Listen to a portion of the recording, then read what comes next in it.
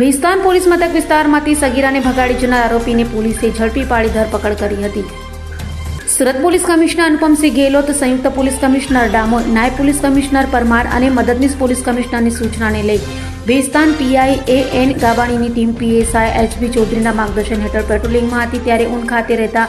પરિવારની સગીરાને પ્રેમજાળમાં ફસાવી ગત 15 ફેબ્રુઆરીના રોજ મૂળ બિહારનું અને હાલ લીંબાયત ખાતે ખાનપુરા સંગમ સોસાયટી પાસે રહેતો મુમતાઝ શેખ ભગાડી ગયો હોવાની ફરિયાદ નોંધાઈ હોય, જેની તપાસ કરાઈ રહી હતી ત્યારે પોલીસે અલગ અલગ ટીમો બનાવી તથા CCTV ચેક કર્યા બાદ આરોપી મુમતાઝ જહાંગીર શેખ અને ભોગ બનનાર સગીરાને શોધી કાઢી સગીરાનો કબજો પરિવારને સોંપ્યા બાદ આરોપી મુમતાઝ શેખની ધરપકડ કરી સળિયા પાછળ ધકેલી દીધો હતો।